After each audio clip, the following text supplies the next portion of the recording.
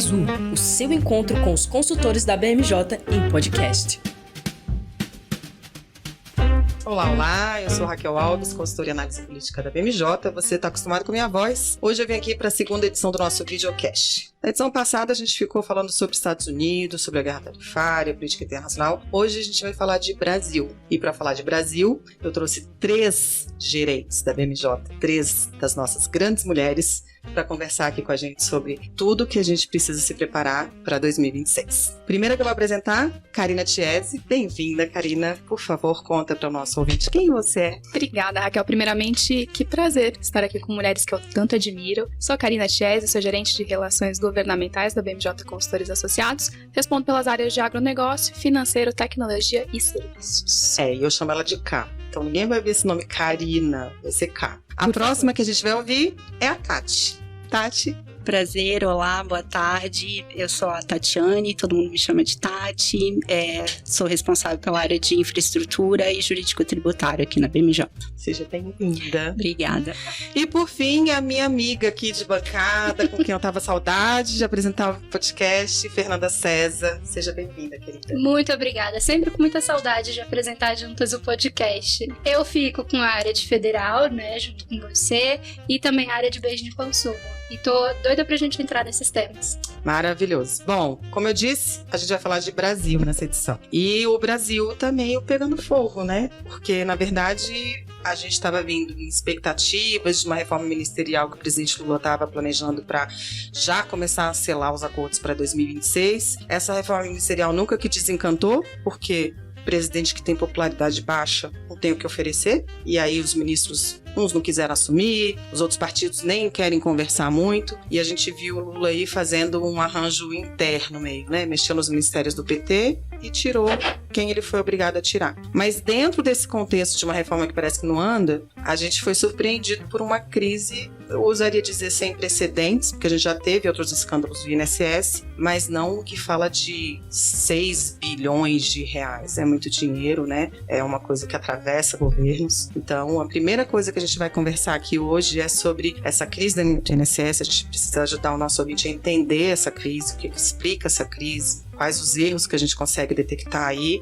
e, sobretudo, os impactos, né? Como olhar para frente, como a gente pensar num cenário de risco, como a gente pensar num cenário de vale a pena investir no Brasil, não vale a pena investir no Brasil, vale a pena manter meu negócio aqui, vale a pena ampliar ou não, num país que está numa crise política profunda. Vou começar chamando Tati e Karina, quem quiser falar aqui uma conversa, fiquem à vontade. Né? Como é que vocês estão vendo, como é que vocês leram essa crise do INSS, como é que vocês estão vendo esse movimento agora?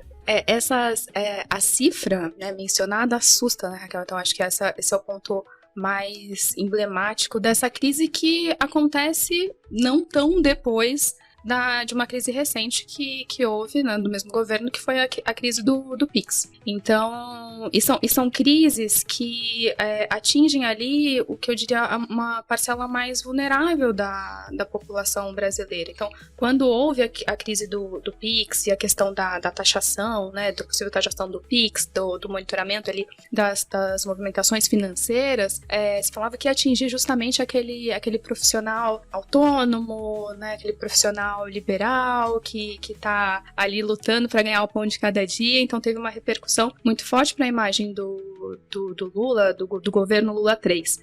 E agora a gente fala de um escândalo que atinge uma parcela extremamente vulnerável da população. A gente está falando de aposentados e pensionistas. Então, creio que isso torne essa nova crise muito mais, não diria séria, mas assim, com um apelo ali muito, muito forte. Você mencionou os 6 bilhões, se fala aí de um montante de 6 bilhões de reais e ali de 4 milhões a 6 milhões de pessoas atingidas por essa crise. Já é um montante que assusta. Só que quando a gente cava um pouquinho mais, e aí a gente já tem, né, mencionando, né, uma cifra, quando vai para a parte de empréstimos consignados, se fala num valor de 90 bilhões. Então, são cifras aí realmente muito vultosas e uma capacidade incrível de impactar frontalmente a popularidade do presidente Lula 3, na minha opinião. É a ponta de novelo, né? A gente está falando de uma crise que já tem números muito grandes. Como você falou, as investigações continuando, elas podem trazer novas frentes de problema, novos pontos de problema. E não vai ter jeito, porque além da Polícia Federal continuar investigando, a gente está com uma CPI na boca para acontecer. Exato. Né? A oposição conseguiu. Não dá nem para dizer que é da oposição, né, gente? Porque são mais de 200 assinaturas. Então é muita gente da base do Lula tá pedindo essa investigação. No Senado são 34 nomes, se eu não me engano. Também furou a bolha da oposição e vai continuar, né? A gente tem que entender que a CPI, você pode conseguir alguns subterfúgios aí para dar uma empurrada com a barriga. O governo está apostando muito que o Alcolumbre vai fazer isso, mas eu não sei se vocês discordam, mas eu acho que a CPI ela é inevitável, né? E para o governo é até interessante que já seja a CPI. Porque quanto mais você empurra a CPI, sim, mais ela se aproxima do ano eleitoral. E ali, sem a gente ter a dimensão que a gente sempre fala, que CPI a gente sabe como começa, mas não sabe como termina. Então a gente já tem aí uma perspectiva, né, dessa crise do INSS atingindo não só o governo Lula, mas o governo passado. Da parte do empréstimo consignado, existem ações na justiça que tramitam aí há mais de 10 anos, então quando a gente fala de mais de 10 anos, a gente tem o governo Lula 3, Bolsonaro, e voltando de trás para frente, a gente tem de frente para trás, a gente tem o governo Lula 3, Bolsonaro, Temer, governo Dilma. E aí com possibilidades, né, da gente cavar ali, justamente como você falou, a gente não saber o que vai encontrar. É muito complicado a gente fazer esse retrospecto, porque assim, eu acho que é bom a gente deixar claro para o nosso ouvinte que, né, como eu falei, a CPI sendo uma coisa inevitável, por que a gente está falando que é inevitável? Porque existe uma sessão marcada para o dia 27, ela é uma sessão que foi fechada entre os líderes e o Alcolumbre mediante um acordo para analisar vetos. A gente tem dezenas de vetos esperando para serem analisados. Muita pressão dos setores que querem ver esses vetos analisados para poder saber exatamente o que precisa ser observado na lei, o que não vai precisar ser observado para ser resolvido.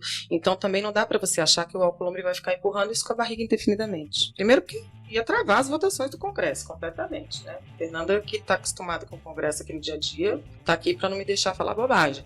Mas se você trava uma CPI, politicamente você trava o Congresso Nacional, você trava o governo, você não consegue ir para frente. Então, eu diria que dentro de um mês aqui a gente vai voltar para essa mesa para falar da CPI em pleno funcionamento. Né? Com certeza. E eu acho que você mencionou que é uma crise sem precedentes, eu concordo, porque nessa a gente não tá falando de uma crise de imagem, a gente não tá falando de, como foi no Pix, né, uma coisa que poderia acontecer, né, era um possível impacto que nem chegou, né, de fato a acontecer. A gente tá falando de atingir a pessoa no CPF, né? A gente está falando de pessoas que são eleitores, né? E que isso pode, a gente não tá, né, agora no momento eleitoral, mas a gente sabe, né? Os deputados, os senadores, eles têm que responder às suas bases, né? Eles vão continuar pressionando para essa CPI. Eles, obviamente, aproveitam também porque é um tema importante para colocar em xeque uma reeleição do presidente Lula. Então, você usa esse discurso, por mais que tenha, né? E aí possam ser apresentadas provas de que isso iniciou em outros governos, perpassou por esse governo também, né? A gente está em 2025, né? Se algo poderia ter sido feito antes, não foi feito, né? Então agora a gente tem esse custo para esse governo em um ano que é o ano de organizar a casa para as eleições, né? Em um ano em que as pessoas que foram lesadas já estão com esse sentimento. Então, tudo que tem que ser feito agora vai ser feito tanto para, né, desvincular da imagem do governo, que aí eu acho que é o trabalho que o Sidônio e toda a equipe do Lula tem que fazer, né, e continua fazendo desde das últimas semanas de abril, de falar, né, que isso aconteceu, de que este foi o governo responsável por solucionar, né, por desvendar esse esquema, mas vai ser um trabalho também, né, dentro do Congresso muito complicado, né, porque a gente tem pautas paradas desde o final do ano passado, e a gente achou que ia avançar agora, após 1000 viagens internacionais que foram feitas esse primeiro semestre, e a gente agora volta com esse tema que vai ocupar ali um pedaço, né, pelo menos da atenção dos parlamentares. A gente tem que lembrar assim, as pautas prioritárias do governo, né, elas estão em comissões especiais, né, elas estão numa fase preliminar ainda, da tal da sorte do Lula, né? Que as pessoas dizem que o Lula tem sorte. E aí a gente pode dizer que pode ser a tal da sorte do Lula que esses projetos ainda estejam nas comissões especiais, não ainda no plenário. Porque se já estivesse no plenário paradas, no plenário, se avançar no plenário, a sensação de governo paralisado, de governo derrotado, de governo vencido, ia ser maior. Agora não, agora que tem uma crise institucional, o governo tentando aí nadar em águas revoltas, e a gente deve começar aí a ter votações no final do semestre, né? Até porque não há mais expectativa de que a LDO seja votada antes de 17 de julho, então provavelmente a gente não vai ter recesso, a gente pode ter votação em julho. Mas num cenário de CPI, vai dar um trabalho danado para poder fazer essa administração, tomar conta para que não se perca, porque essa CPI tem tudo para ser uma nova CPI do fim do mundo, né? Que começa investigando o problema do INSS, vai para o crédito consignado, aí descobre outra coisa. Ela tem ali, ó, gente, eu cobri mais de 20 anos de Congresso e tudo que eu tenho a dizer é, uma CPI como essa, ela é um barril de pólvora para o governo para administrar. Não à toa o governo está tentando tanto encontrar maneiras de não ter a CPI. Mas não tem muito o que fazer, né? A jurisprudência vai contra o governo nesse sentido. Agora, daí tem muita gente falando, as votações estão completamente comprometidas, o Lula não vai conseguir aprovar nada em 2025. Eu também não acho que é para tanto. Eu acho que é cedo ainda a gente fazer esse tipo de avaliação. O clima vai ficar pior, vai azedar, mas a gente deve começar a ter as votações de interesse aí no próprio sentido. Eu acredito que o governo vai tentar, de alguma forma, mostrar o que vem de positivo para a população, para tirar o foco um pouco desse problema do INSS, trazendo a questão da isenção de conta de luz, de energia elétrica para 60 milhões de brasileiros, o Vale Gás, que vai impactar bastante também a população de baixa renda. A microeconomia, né? A microeconomia. Então, o anúncio que está por vir pode ser que melhore o ambiente político e, para além disso, da questão da reforma da renda, que está lá na comissão especial, também tem a questão da devolução, que eles já estão aí botando em prática e que provavelmente no próximo pagamento alguns lesados terão de volta aí parte do que foi indevidamente retirado. Eu concordo totalmente com você, Tati. Eu acho que essa é uma estratégia que está cada dia ficando mais clara, assim, de que o governo não só quer se desvencilhar da peste de ser um governo corrupto, né? Porque qual é a narrativa? Isso vem dos governos anteriores, a gente investigou, a gente deflagrou o esquema e a gente está querendo punir. Mas eles estão muito mais concentrados em agilizar o pagamento, em colocar dinheiro na conta das pessoas que foram lesadas. Porque, tava vendo, não vai ser muito dinheiro, né? Porque isso que é cruel desse esquema, né? Ele não fez grandes descontos nas contas das pessoas. Era 10, 12 reais por mês. Parece pouco, mas para quem ganha um salário mínimo de aposentadoria é muito dinheiro, gente. Muito. E quando a gente fala de 6 milhões Exato. Então, assim, pessoas, as somas são enormes porque foram pequenos depósitos feitos em milhões de pessoas. Mas fato é, quem teve aí R$500 desviados ao longo de 5 anos, né, que é o corte temporal, e vai receber esses R$500 de volta, isso gera aquela... Então é uma aposta, que eu concordo com você, a aposta que o governo está fazendo é de ir pela via de gerar notícia positiva, de gerar a onda positiva que melhore o humor e que impacte na popularidade. Porque, gente, as próximas pesquisas que virão, eu tenho certeza que vai ser cenário de terra arrasada, assim, vai vir, né? As pesquisas anteriores ali de abril estavam trazendo um estancarzinho da queda, a avaliação negativa ainda estava maior do que a avaliação positiva, mas você já via aí uma mudança em algumas pesquisas da direção da ponta da curva, e em outras você tinha ela pelo menos parada ali. Agora, eu não tenho dúvida que a curva vai vir de novo para baixo. Todo o trabalho que o Sidônio fez até agora, ele vai ter que começar como se quase fosse do zero. Não à toa, ele está participando de todas as agendas do Lula. Ele está sentando com os ministros para poder direcionar o que cada um tem que fazer, para também tentar gerar um boom de boas notícias, né? Como bem destacou a Tati. MP de conta de luz e auxílio gás. A gente já teve o MP do crédito consignado, a gente tem imposto de renda que está aí para votar. Me lembra aí de outras coisas. Teve o pé de meia também, que foi uma notícia importante. Que é um dinheirinho, né, que para quem está no ensino público também faz diferença. Então, assim, é gerar uma onda positiva para tentar fazer frente a esse tsunami que foi essa crise do INSS que ninguém estava esperando. Exatamente. E assim, o INSS é um escândalo anunciado desde a sua criação, né? A primeira lei que criou o INSS INSS em 91 já previa o desconto em folha dos pensionistas, dos beneficiários. E aí em 92 a gente teve aquele outro escândalo, depois teve uma onda de calmaria, mas ao longo dos últimos anos a gente vem percebendo aí que voltando e crescendo aí os oportunistas ganhando em cima dos beneficiários do INSS.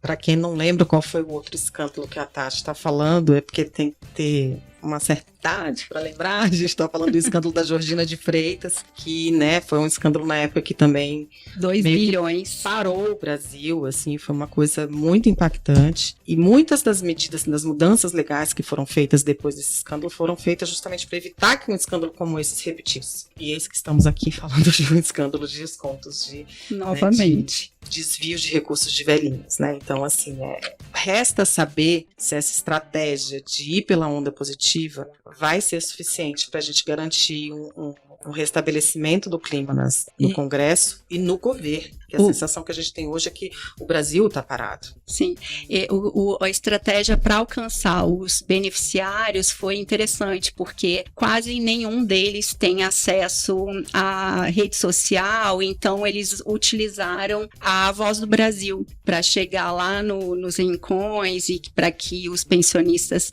soubessem do que estava acontecendo e que iriam eventualmente receber o que tinham sido tirados de volta. Então, acho que conseguiram alcançar pelo menos esse público até o momento. É muito interessante isso que você está falando, né, Tati? Porque, assim, a gente está vivendo uma revolução digital, a era das redes sociais, e o governo usa o instrumento da Voz do Brasil, que foi algo criado na época do presidente Getúlio Vargas, para a gente ver o poder do rádio, o alcance do rádio e do áudio, e de como isso de como é importante, né, você manter esses canais de diálogos com a população. Assim. Mas até porque muitos atingidos foram beneficiários da aposentadoria rural. Sim. Então aí também justifica... Estão fora da bolha das redes sociais. Eles realmente precisam ser informados por esses canais, assim. E é uma estratégia que faz todo sentido, né? Se a gente para pensar. E eu tava refletindo, e até puxando essa parte da Georgina e a Raquel mencionando aqui, me veio a geração Z que certamente não se lembra da Georgina e desse escândalo, né? Em mente. Ponderando que, assim, a Previdência, ela já vem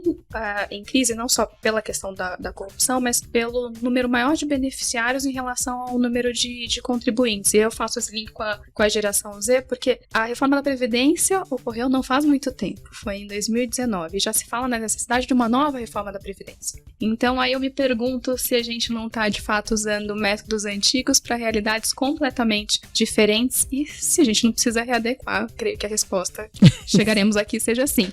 Sim, eu acho que para o que a gente está vendo hoje, né, sim, o sistema precisa ser revisto, né, eu acho que a crise é só mais um capítulo, né, em tudo isso, desde 2019 já se vem falando sobre isso, mas para esse ano, eu acho que o mais grave, né, e eu acho que toda essa direção que o governo tem tomado vai ser para a eleição, né? De fato, aqui tudo a gente já está em 2025, a gente já está em período eleitoral, assim, não oficialmente, mas a gente já está, né? Todos os movimentos que a gente vê hoje já são focados em eleição. Então, tudo que a gente vê, desde da CPI, né? A escolha, né, do Mota também de não colocar essa CPI em frente a outras dentro da Câmara dos Deputados, ela ser levada para dentro do Congresso, né? E até o Lula, né, desde o início desse ano, convidar bastante tanto o Hugo Mota quanto o Davi Alcolumbre para as viagens, né, internacionais, para as missões, deixar eles próximos. Tudo isso já vinha no movimento, né, de deixar o Congresso um pouco mais próximo, evitando que escândalos, né, gerassem CPIs. Esse é um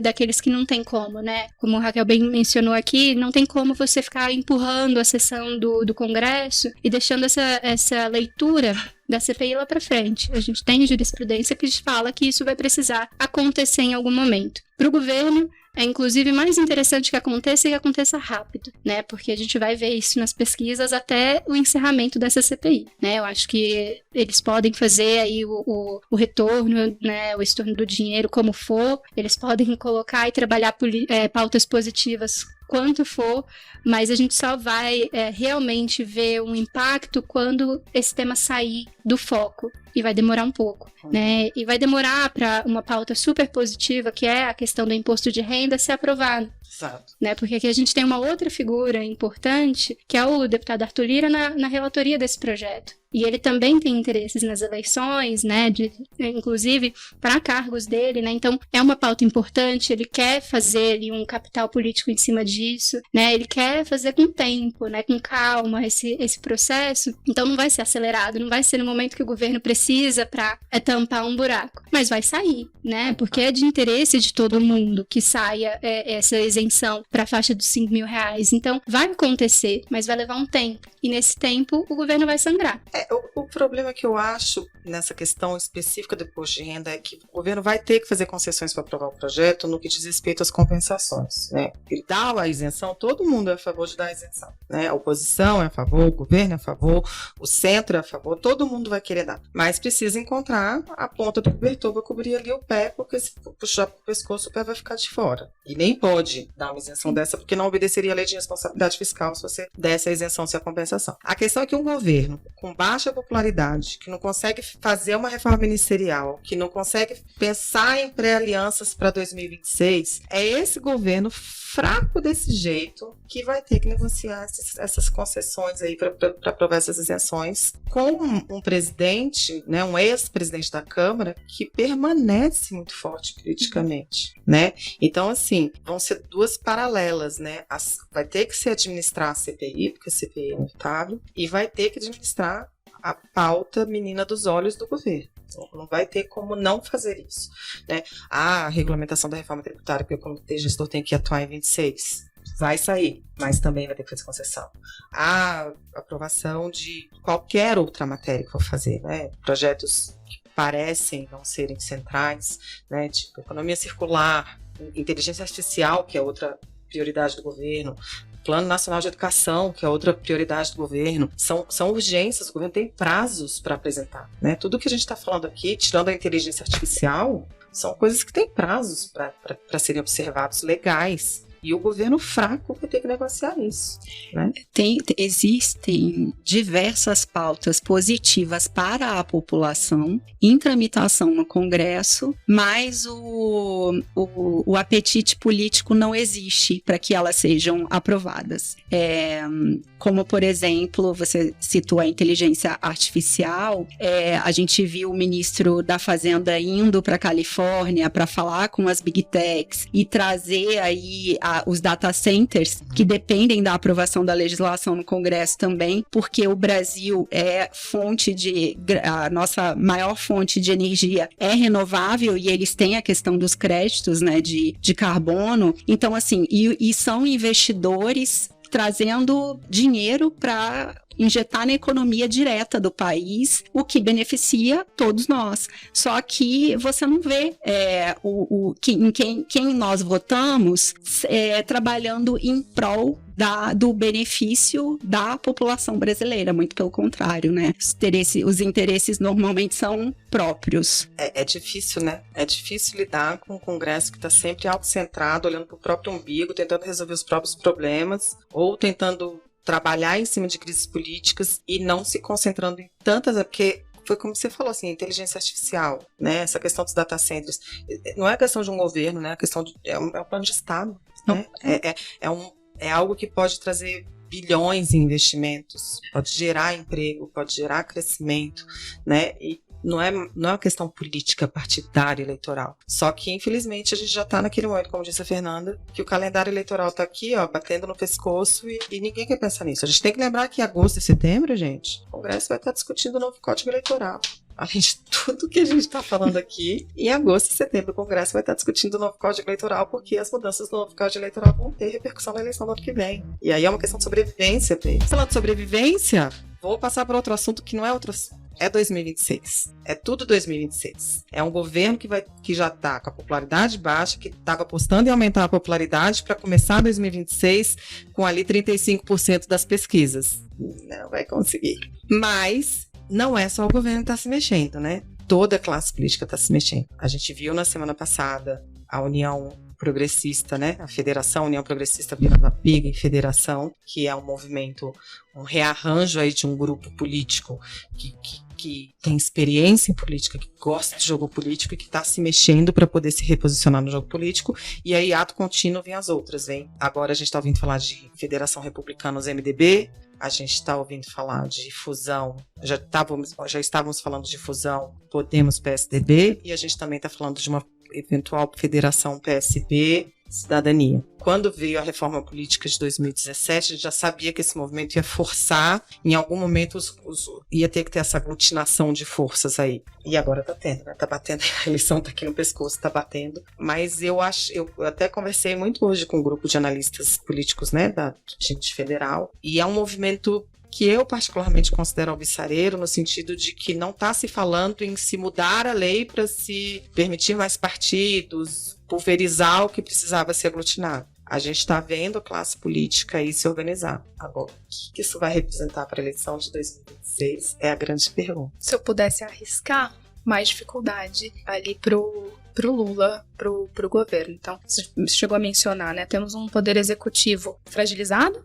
nesse momento, ali tendo que negociar, tendo que ter a governabilidade para passar projetos que são caros, né, ao governo. Tá aí a reforma sobre a renda, com um parlamento que é extremamente forte. E que fica cada e que não vai se enfraquecer. E não vai se enfraquecer, exatamente. Então, falando aí um pouquinho de números. Hoje, dos gastos discricionários, que são aqueles que não envolvem salários e aposentadorias, 23% fica sob a guarda do parlamento. O parlamento ganhou muita força com emendas impositivas. Há 10 anos, esse percentual era de 2%. Fazendo paralelo com o mundo, metade dos países da OCDE, o parlamento ali não pode emendar o orçamento. E aí, sem eu ter a pretensão de falar orçamento aqui com a Raquel, porque é a mestra das mestras. Mas metade dos países não podem nem emendar o parlamento, e há países em que essa percentagem que eu mencionei não chega a 1%.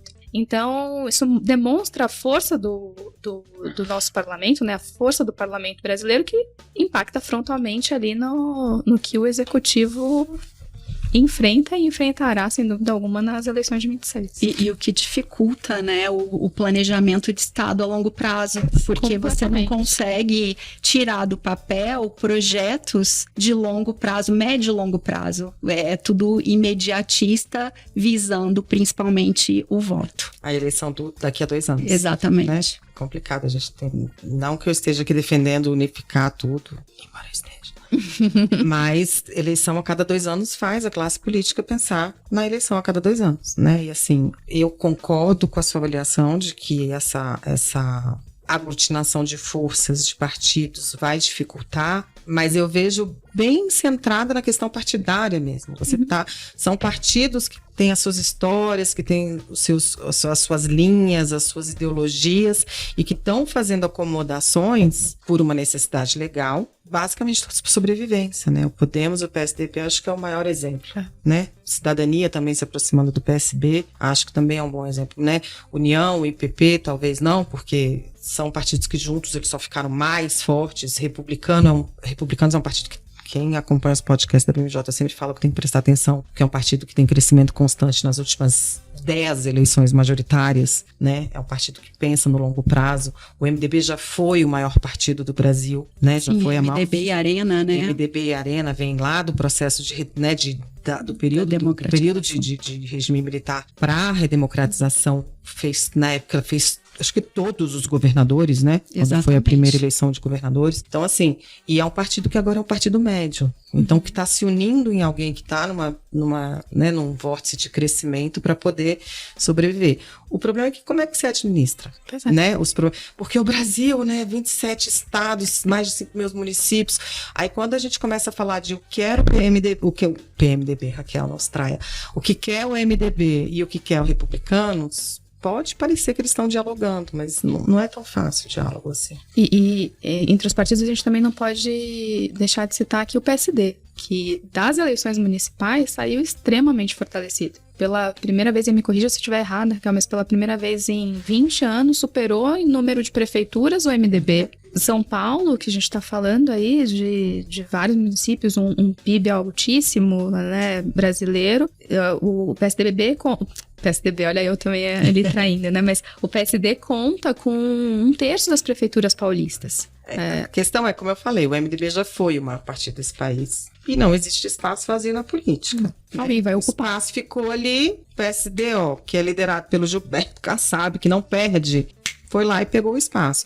O curioso é isso, a gente pensar, né? Os partidos estão se aglutinando e o PSD está ali, sozinho. E se fortalecendo. Crescendo, Descendo e crescendo. se posicionando como força de centro, como força que garante a governabilidade dos governos, mas que Dando a linha, né, deles. dando a linha deles, mas que tem planos, né? É muito visível que De o longo, interesse né? do PSD não é só dar a governabilidade, é uma hora chegar ao poder, né? A demonstração mais recente agora com a filiação do Eduardo Leite. Trazendo lideranças futuras. E né? já falando que se não tiver ali uma candidatura, pode apoiar o Tarcísio ali, caso o Tarcísio venha a ser presidenciável. Ai, gente, Então- isso é tão bom. Não, de monotonia a gente não morre. Esse é um ponto importante, né? Porque por mais que a gente esteja vendo as movimentações desses partidos, a gente ainda não viu um presidenciável de verdade, né? A gente ainda está assistindo um declínio, né, de alguns, e aí o Lula entra nesse bolo também com essa crise, mas a gente ainda não viu, dentre esses partidos que estão se organizando, né, que estão gerando muito burburinho, um grande presidenciável, né? Eu acho que agora a gente vai começar a analisar, né, tanto dentro dessa união progressista, né, porque eles vêm muito robustos, né? Eles vêm com a maior bancada na Câmara, né? Com uma bancada expressiva dentro do Senado, com uma representação em municípios muito grande, com uma força ali de parlamentares que também são muito chave, né? Dentro da política. Então eles têm espaço, né? Para tentar fazer isso, mas pode ser que não consigam, né? Pode ser que a gente veja aí de outros dessas fusões trazendo seus candidatos. E isso vai ser interessante não só para o Lula como, né? Candidato à reeleição, mas para toda a esquerda, né, e a direita que estão aí mais indecisas, né, sobre quais são de fato as suas outras opções de candidatos, né, para se posicionarem. Eu acho que esse vai ser o jogo interessante para o final desse ano, né, tanto construir os presidenciáveis quanto dialogar as opções entre eles. Eu acho que para 2026 a aposta ainda vai ser de semear para o futuro, sabe? Porque o Lula vai estar na disputa, né? Um dos polos com certeza estará lá e, né, o grupo adversário do presidente Lula ainda trabalha, né? O presidente Bolsonaro ainda disse que é o plano A, mas a questão toda como a gente ainda vai ter um dos polos, como a gente ainda vai ter um representante de todo esse momento de redemocratização, né? Quando a gente pensa, o Lula estava na primeira eleição da redemocratização. E 2026, para ganhar ou para perder, vai ser a última eleição dele. Sim. E depois disso, a gente vai entrar num novo ciclo da nossa política. O que esses partidos estão fazendo ao se aglutinar é justamente começar a construir as forças para apresentar esses nomes. O que eu acho muito assustador é que a esquerda ainda não esteja pensando nos seus nomes. Ou tem o nome do João Campos. Não. Tem o nome do João Campos, ele é jovem, em 2030, talvez. Mas você não pode ter só uma opção quando o outro campo está fazendo um leque de opções. Então, assim, é muito interessante observar esses movimentos de aproximação partidária, ideológica, porque eu acho que está dando um norte aí de para onde a gente vai caminhar, de onde estão se buscando as novas lideranças, porque também, né, todo mundo fala Tarcísio pode vir a ser candidato à reeleição no governo de São Paulo, ou pode ser candidato a presidente, mas ele é só um nome, né? E o que me parece, quando a gente está falando dessa união desses partidos, todo esse movimento de aglutinação, é que a política profissional está trabalhando para que a política profissional apresente nomes de políticos profissionais. Acabar com essa coisa de que não, a gente não precisa da política. A gente precisa da política para fazer esse planejamento de Estado que a Tati falou. A gente precisa da política para pensar no longo prazo, né? E depois de um período em que a gente teve em que a política foi muito questionada, pelo menos me parece alvissareiro que a comunidade política, que a classe política esteja se reorganizando para fazer a política acontecer. A gente estava conversando mais cedo sobre o encastelamento, né, do presidente Lula. E a tendência é que ele saia do castelo para que ele, de fato, faça as articulações e venham aí os nomes para a próxima geração e construa alianças para a esquerda, né? Porque, como a Raquel falou muito bem, a gente vê a direita eleita ali com um leque de opções e se organizando, ou tentando pelo menos se organizar, mas você olha por outro lado e não vê, né, uma articulação, enfim. Os mais antigos na política comentam desde sempre que o presidente Lula, ele articula muito bem, ele conversa, ele tem um poder de convencimento grande. E o que ele não fez, né, desde que assumiu esse terceiro mandato. A gente vê um movimento para que volte a fazer essa articulação e que crie aí um ambiente mais favorável para as próximas eleições. E nesse ambiente que a gente está, de CPI iminente, de votações importantes que ainda não se travaram, a gente ainda só em agosto que chega o orçamento do ano que vem. A gente tem aí, a LDO trouxe o risco, né, o alerta gravíssimo de risco de colapso das nossas contas públicas, de não ter dinheiro para investir em educação e saúde.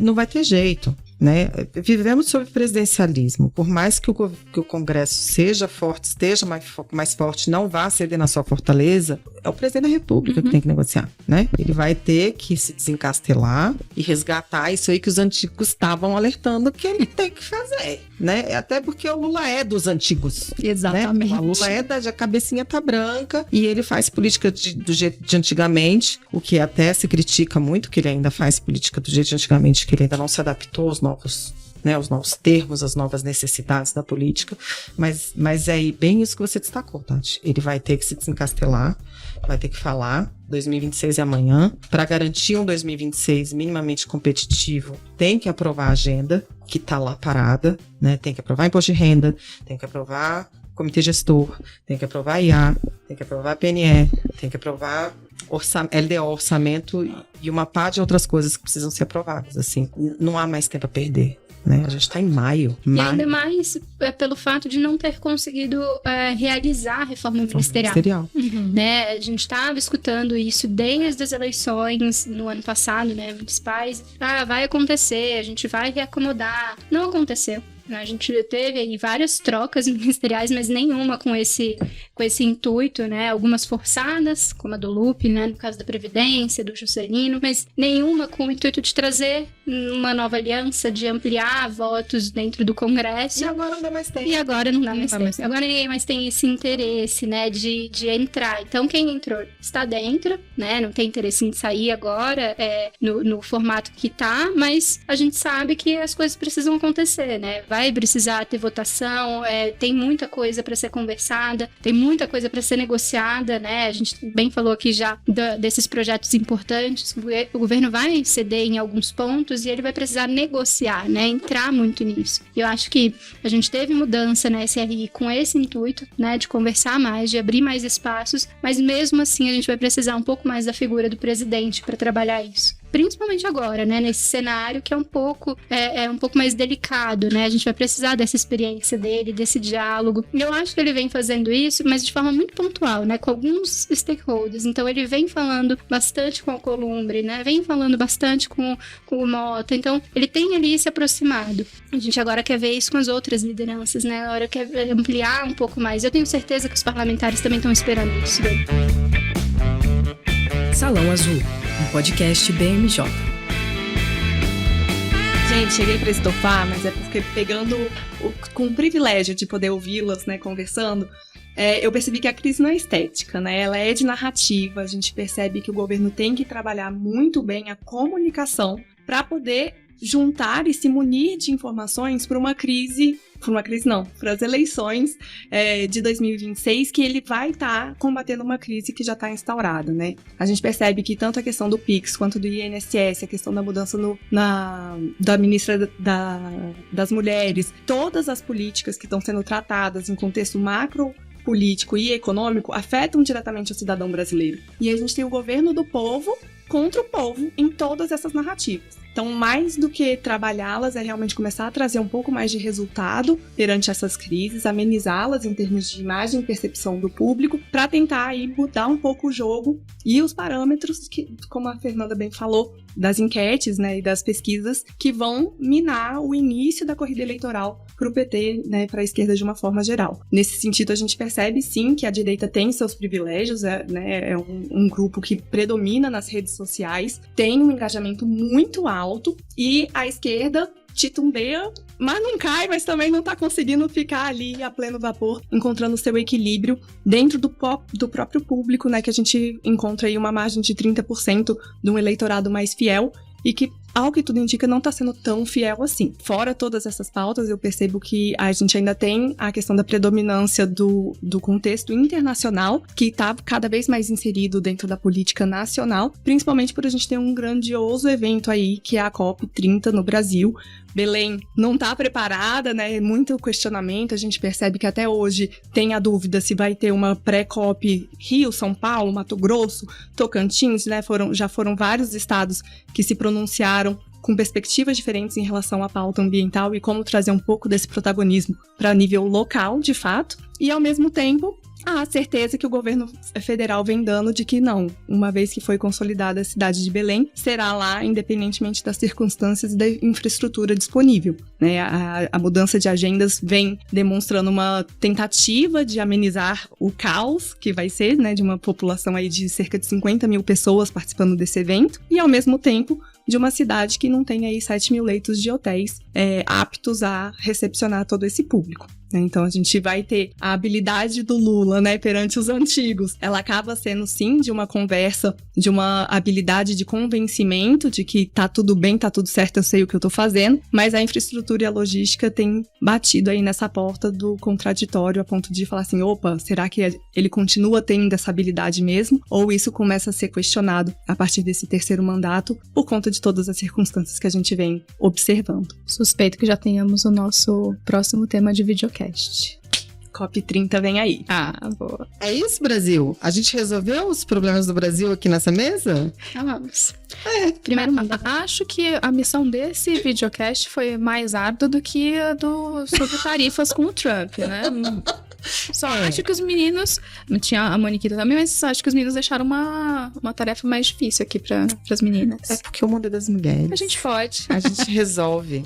Quando o problema acontece, chama as mulheres, que as mulheres resolvem. É isso. E para quem gostou, acostume-se. Vai ter mesa de mulher no BMJ Podcast para sempre agora. Bom, vou agradecer a presença de todas nós aqui, de você, Karina, de você, Tati, de você, Fernanda. Vou lembrar que agora já era.